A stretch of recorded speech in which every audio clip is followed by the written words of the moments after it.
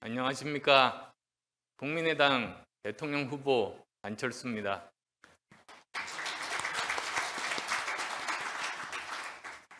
제23회 전국장애인 지도자 대회 개최 축하드리며 제 장애인 정책 공약 말씀드릴 수 있는 기회를 주셔서 감사합니다.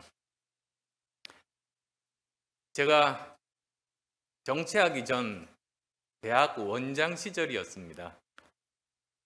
대학원 생기고 처음으로 지체장애인을 입학시켰습니다.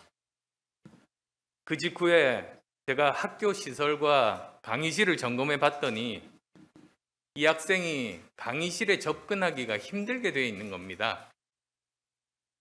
규모가 큰 대학원이 아니어서 1년 예산이 참 빠듯했지만 대부분 가용 예산을 거의 전부 투입해서 학기 시작 전에 그 학생이 이동하는 데 지장 없도록 봉사를 했던 기억이 새롭습니다.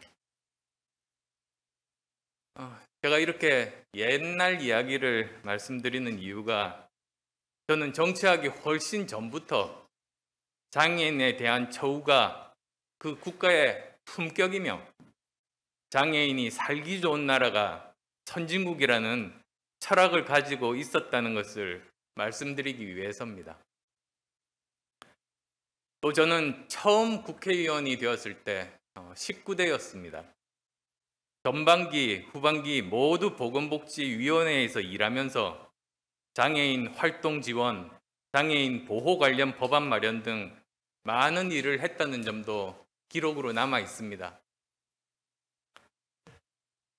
구체적인 정책 말씀드리기 전에 세 가지 총론적인 말씀부터 드리고자 합니다. 첫째로 아까 여러분들이 말씀하셨습니다만 우리나라는 장애인 정책의 우선순위가 뒤처져 있습니다. 2017년 OECD 국가들 평균 장애인 복지 지출 비중이 GDP 대비해서 2% 정도인데 우리나라는 0.6%, 그러니까 3분의 1도 되지 않는 겁니다. 두 번째로 저는 장애 인구에 대한 추세를 정기적으로 분석해서 장애인 정책이 집중되어야 할 부분을 계속 찾는 노력을 해야 한다고 생각합니다. 장애인 가구 중에 1인 가구 통계를 살펴보니까 2008년에 14.8%였는데 작년 2020년에 27.2%로 매년 상승 추세에 있었습니다. 그리고 또 연령별로도 살펴보면 65세 이상 장애 인구 비율이 49.9%를 차지해서 고령화 경향을 보이고 있었습니다. 그래서 정말 앞으로 정부가 해야 될 일이 장애인 1인 가구 그리고 고령 장애인에 대한 복지 증진을 위한 정책 개발을 해야 한다. 저는 그렇게 말씀드립니다. 세 번째로 코로나19 장기화가 사태를 악화시키고 있습니다. 이것 역시 제가 보고서를 살펴봤습니다. 2020년 장애인 실태 조사를 보니까 장애인들이 어려움을 겪고 있는 그 순서가 첫 번째 외출, 두 번째 정서적 안정, 세 번째 의료 이용, 네 번째 경제 활동 순이었습니다. 특히 병원에 가고 싶을 때 가지 못한 경험의 비율이 무려 32.4%, 세 분 중에 한 분이 병원에 가셔야 되는데 가지 못하신 겁니다. 그래서 코로나19 시대에 더 세심한 장애인 정책이 꼭 필요하다. 그리고 코로나19가 사실 언제 끝날지 모릅니다. 내년 1년 내에 끝날이라고 장담할 수 없으니만큼 이 문제에 관심을 가지는 것이 저는 정말 중요하다고 생각합니다. 폭로는 이 정도로 말씀드리고 구체적인 공약 중에서 저는 네 가지만 말씀드리고자 합니다. 첫째로 보편적 장애인 연금을 지급하겠습니다. 장애인 가구 60% 이상이 기초생활보장 수급자로 빈곤층이 많고 장애인 고용률은 34.9%니까 전체 인구보다 25%포인트 정도가 낮습니다. 이렇게 장애인 경제활동 참여 수준이 낮은 현실에서 국가의 소득보장 체계가 반드시 강화되어야 한다고 저는 예전부터 생각해 왔습니다.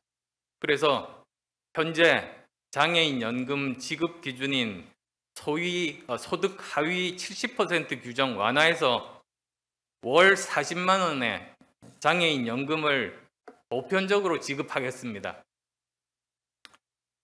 두 번째로 장애인의 주거 선택권을 강화하겠습니다. 장애인의 다양한 주거 욕구에 대응하는 주택 공급, 편의시설 지원에 적극 나서려고 합니다.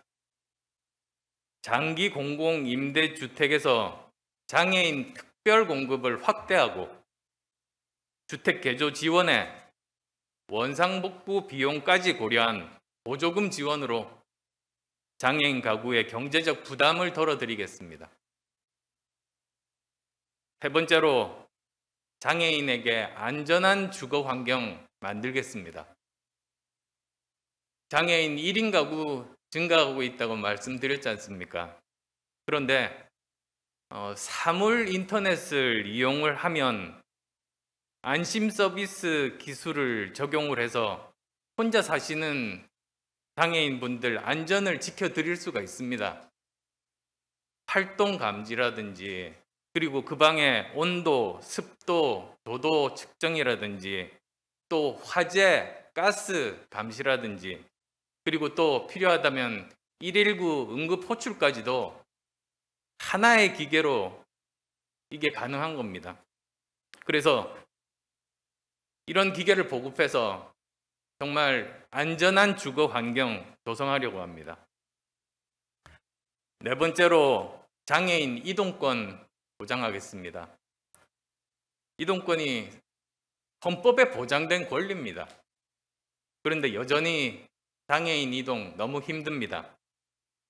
이 문제 해결을 위해서 장애인 콜택시, 저상버스 확대는 물론이고 장애인 활동 지원 서비스 예산 확보해서 그걸로 교통 바우처를 제공하려고 합니다. 이렇게 기본적인 가장 시급한 4가지 공약 말씀드렸었는데요. 저희가 받은 그 자료를 보니까 또 여러 가지 사항에 대한 언급을 요청을 하셔서 간단하게만 또 말씀드리겠습니다. 주신 의견에 따라서 보면 우선 국가장애인위원회 설치, 국가기관 내 장애인 정책 책임관제 의무화에 대한 취지에 저는 전적으로 공감합니다. 적극적으로 검토하고 논의 이어가겠습니다. 장애 영향평가 그리고 장애 인지 예산제, 저도 장애인에 대한 차별적 요소 제거하고 장애인 권익 증진을 위해서 좋은 방안이라고 생각합니다. 장애인 정책에 대한 내실을 다져가면서 평가와 예산제에 대해서도 함께 검토해 나가겠습니다. 장애인 최저임금 적용 제외 폐지 의견도 주셨습니다. 저도 장애인이라는 이유로 경제활동에 차별이 있어서는 안 된다는 것은 우리 모두 공감하고 있는 사실 아니겠습니까? 현행법이 노동력이 현저하게 낮은 경우에 최저임금을 적용하지 않도록 그렇게 되어 있는데 장애인의 노동력이 적정하게 평가받을 수 있도록 평가 기준 개선하겠습니다. 또 재난으로부터 장애인 보호하고 재난 대피 시설에 장애인 접근성 높일 수 있도록 개선해 나가겠습니다. 사실 지난 4월입니다. 지난 4월에 한 장애인이 인터뷰를 하시면서 이렇게 말씀하셨습니다. 우리가 여러 후보와 정책 협약을 위해서 연락을 하려고 했는데 안철수 후보는 먼저 연락이 왔다고 그렇게 인터뷰를 하셨습니다. 제가 정치하기 훨씬 전부터 장애인 정책에 특별히 관심을 가졌던 이유가 있습니다. 장애인과 비장애인 모두 정당한 대우를 받으면서 생활할 수 있는 나라가 정말로 좋은 나라라고 생각하기 때문입니다. 그리고 이런 나라 만드는 것이 지도자 역할 아니겠습니까? 앞으로도 여러분께 지혜를 구하고 장애인이 살아가기 좋은 나라 만들겠습니다. 고맙습니다.